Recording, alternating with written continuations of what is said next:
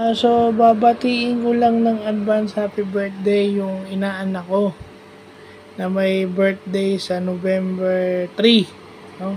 Happy birthday to Jancel Ezekiel Manlangit or Baby Uno. Yan. So, happy birthday in advance.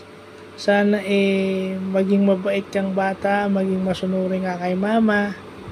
At saka Mama Marcel, lagi ko na sinasabi sa'yo, kahit konti, alam ko yung pinagdadaanan ng anak mo dahil ako rin, nung kabataan ko, halos ganyan din ako. Yung mga nakakasama niya is nakakasama ko. Diba? Mas malala nga siya sa akin kasi siya nakakalakad ng maayos. Ako, hindi ko alam kung makakalakad ako, hindi ako marunong magsulat. So, in some other ways, mas lamang sa akin si Uno. Kailangan lang niya ng guidance. So, happy birthday sa anak mo. In advance, sana